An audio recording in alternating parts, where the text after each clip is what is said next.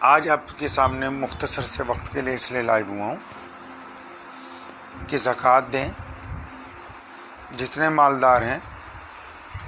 اب ہمارے یہاں جو ماشاءاللہ اچھے مالدار بھی ہیں وہ سوچتے ہیں کہ چلو ہم بھی گیہوں کا فطرہ دے دیتے ہیں، جبکہ سونے رسول صلی اللہ علیہ وسلم نے کشمش کا فطرہ دیا۔ اللہ اکبر۔ بسم اللہ الرحمن الرحیم۔ شروع اللہ تعالیٰ کے نام سے جو بڑا مہربان اور نہایت ہی رحم کرنے والا ہے۔ لدھیانہ جامع مسجد سے ایک بار پھر آپ سب کا میں محمد عثمان رحمانی لدھیانوی استقبال کرتا ہوں۔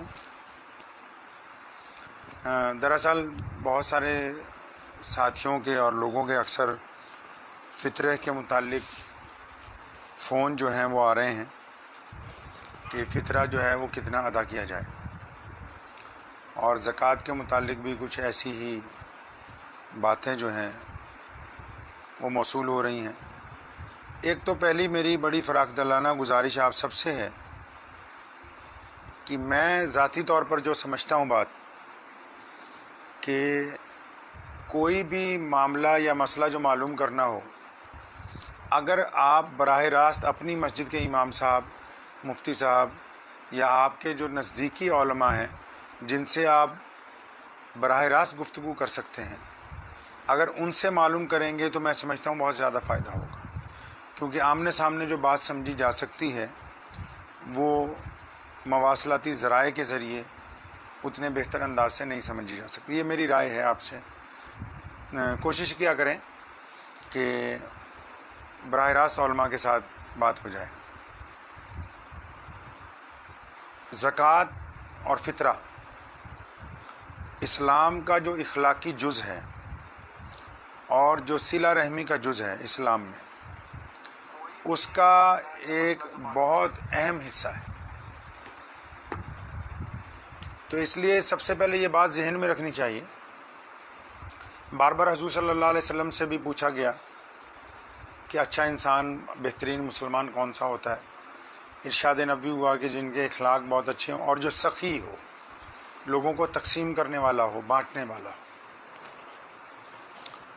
ہم سب کی ماں ام المومنین سیدہ عائشہ صدیقہ رضی اللہ تعالیٰ عنہ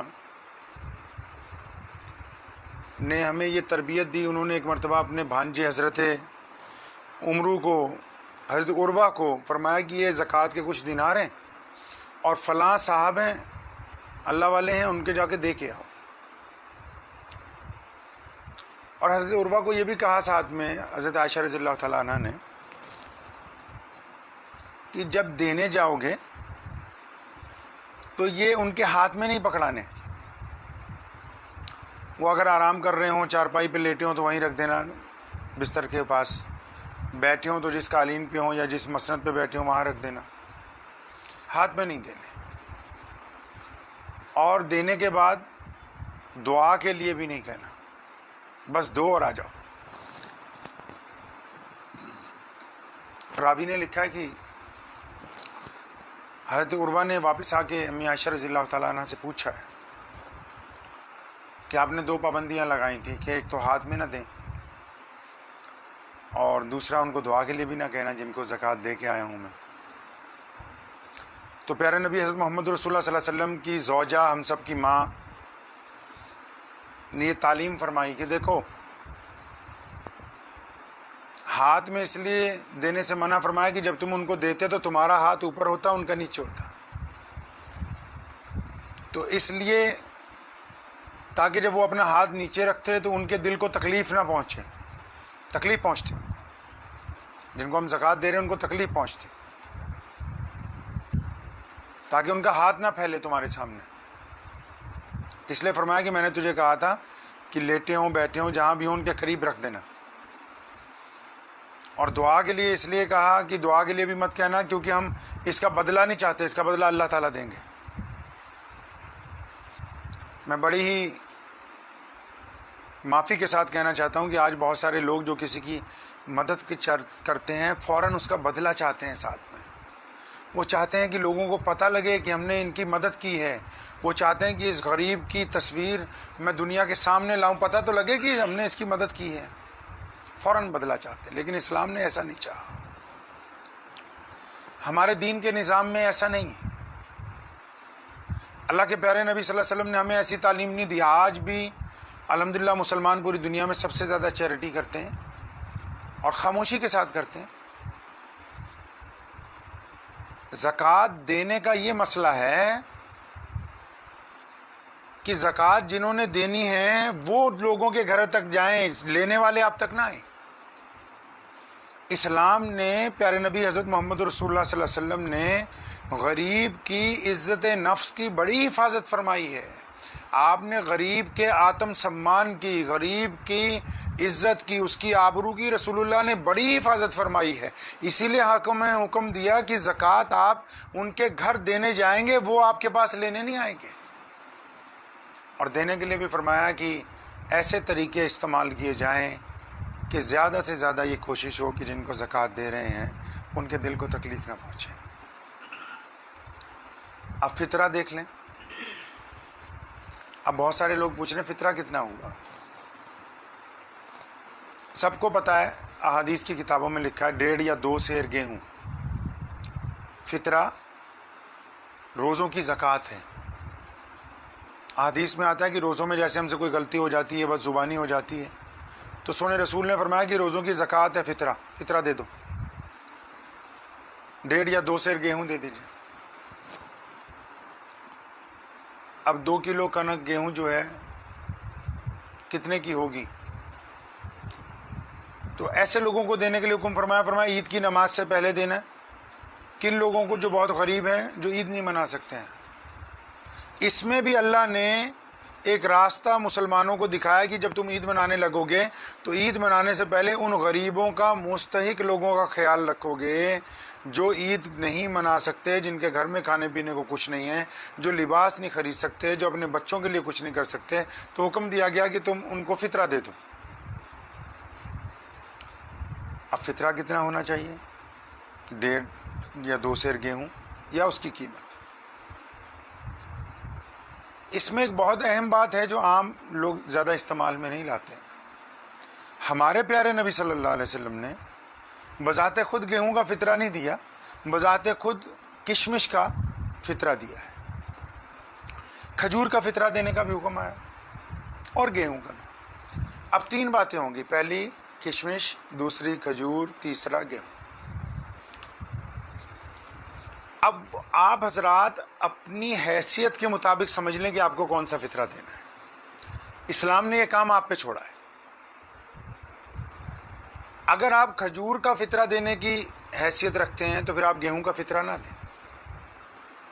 مثال کے طور پر ایک بندہ کروڑ پتی ہے تو وہ 20-25 روپے 50 روپے کلو گیہوں کا فطرہ نہ دے، 300 روپے کلو جو کشمش ہے، 3 کلو کشمش ایک آدمی کے اوپر۔ اب اس کا مطلب اس ایک آدمی کا فطرہ 900 روپے یا 1000 روپے ہوگا۔ اب اس رئیس آدمی کے گھر میں اگر 10 افراد ہیں، میاں بیوی بچے ماں باپ وغیرہ ملا کے، تو اس کا فطرہ 10,000 روپے ہوا۔ اب وہ 10,000 روپے کن لوگوں کو دے؟ سب سے پہلے اس کے پڑوس میں اگر کوئی ایسا غریب ہے جو عید کی خوشی میں شامل نہیں ہو سکتا، ایسا بندہ جس کے پاس کھانے کے لیے کچھ نہیں، جو پریشان حال ہے، تو اس کو چاہیے کہ اپنا فطرہ اس کو دے دے۔ اب اگر پڑوسی متمول ہیں، مالدار ہیں، تو پھر اس کو اپنے بھائی بہنوں میں، رشتہ داروں میں دیکھنا کون کمزور ہے۔ یہ نظام اسلام نے بنایا تاکہ ایک مضبوط سماج، ایک مضبوط معاشرہ تیار ہو۔ اب جو لوگ کشمش کا فطرہ دے سکتے ہیں یا کھجور کا فطرہ دے سکتے ہیں، کھجور بھی اچھے والی 150-200 روپے کلو، اچھی کھجور اگر 150-200 روپے بھی کلو ہے تو ایک آدمی کو 3 کلو کھجور کا فطرہ دینا چاہیے، تو کم از کم 500 روپے ایک آدمی کے ہو گئے۔ تو گھر میں جتنے لوگ ہیں اتنے لوگوں کا فطرہ وہ کسی غریب مستحق آدمی کو دیں۔ اس سے کم درجے والے جو ہیں وہ گیہوں کا فطرہ دیں تاکہ وہ کسی غریب آدمی کی مدد کر سکیں۔ اب ہمارے یہاں جو ماشاءاللہ اچھے مالدار بھی ہیں وہ سوچتے ہیں کہ چلو ہم بھی گیہوں کا فطرہ دے دیتے ہیں، جبکہ سونے رسول صلی اللہ علیہ وسلم نے کشمش کا فطرہ دیا، کھجور کا بھی فطرہ دیا ہے۔ تو اس لیے میری آپ سے گزارش یہ ہے، آج آپ کے سامنے مختصر سے وقت کے لیے اس لیے لائیو ہوا ہوں کہ زکوٰۃ دیں، جتنے مالدار ہیں ان لوگوں پر زکوٰۃ کا پیسہ خرچ کریں جو آپ کے قرب و جواہر میں بھوکے ہیں، پریشان ہیں جو۔ اور خرچ کیسے کرنا ہے؟ جس طرح رسول اللہ نے سکھایا کہ کسی کو پتہ نہ لگے۔ سونے رسول نے فرمایا دائیں ہاتھ سے دو، بائیں کو پتہ نہ لگے۔ واٹس ایپ فیس بک پہ ڈالیں گے، کچھ لوگ واہ واہ کر سکتے ہیں، کہہ سکتے ہیں کہ واہ کیا اچھا کام کر رہے ہیں آپ، لیکن اجر کوئی نہیں ملے گا۔ جہاں فائدہ ہونا تھا وہاں نہیں ہوگا۔ فائدہ تو قبر میں چاہیے، حشر میں چاہیے۔ فائدہ اللہ کی مدد کی شکل میں چاہیے کہ آج جب ہم جن کی مدد کر رہے ہیں اور اللہ جب ہم سے خوش ہو جائیں تو اللہ ہماری جب مدد کریں تو ہم گرتے ہوئے اٹھ جائیں، بھٹکتے ہوئے سیدھے راستے پہ آ جائیں۔ تو اس لیے اتنا سستا نہ بیچیں اپنی محبتوں کو، اپنے اخلاص کو، اپنی دولت کا اتنا کم ریٹ نہ لگائیں کہ واٹس ایپ اور فیس بک پر نیلام ہوگی۔ نہیں، آپ معیاری لوگ ہیں، آپ کو اللہ نے پسند کیا ہے اپنے دین کے لیے۔ اللہ نے آپ کو پیارے نبی حضرت محمد رسول اللہ صلی اللہ علیہ وسلم کا دین عطا فرمایا ہے۔ آپ کا ہر کام معیاری ہونا چاہیے، آپ کا معیار محمد رسول اللہ صلی اللہ علیہ وسلم کے حکم کے مطابق ہونا چاہیے۔ تو اس لیے جب آپ زکوٰۃ دیں، خود دینے کے لیے جائیں اور ہاتھ میں نہ پکڑائیں تاکہ دوسرے کو شرمندگی نہ ہو۔ اور اس بات پر تو آپ روزانہ اللہ کا شکر ادا کریں کہ اللہ نے آپ کو دینے والوں میں رکھا ہے، لینے والوں میں نہیں رکھا ہے۔ روزانہ اللہ کا شکر ادا کریں۔ تو اس لیے میری آپ سے گزارش ہے کہ جو لوگ فطرہ کھجور کا دے سکتے ہیں، کشمش کا دے سکتے ہیں، وہ گیہوں کا نہ دیں۔ پہلے ان لوگوں کی ضرورت پوری کریں جو آپ کے پڑوس میں ہیں۔ اسلام نے جو سماج کا سسٹم بنایا بڑا طاقتور بنایا ہے کہ ہم کو پہلے ان کی مدد کرنی جو ہمارے پڑوس میں ہیں، پھر ان کی مدد کرنی جو ہمارے عزیز و اقارب میں ہیں۔ یہ دو طبقے جب ہو جائیں پھر ساری دنیا کو آپ بانٹتے پھرے، کوئی بات نہیں۔ اور اس کے ساتھ ساتھ اپنے مسجدوں میں، مدرسوں میں جو لوگ وہاں خدمت کر رہے ہیں، جو جس مسجد کے صدر ہیں، ذمہ داران ہیں، وہ اپنے امام حضرات کا، مؤذنین کا، مسجد کے خادموں کا خاص کر دھیان رکھیں۔ یہ ان کی ذمہ داری۔ تو دعا کیجیے اللہ تعالیٰ مجھے بھی، آپ سب کو بھی ان مختصر سی باتوں پہ عمل کرنے کی توفیق عطا فرمائے۔ مجھے امید ہے کہ آپ کو یہ ویڈیو پسند آئی ہوگی۔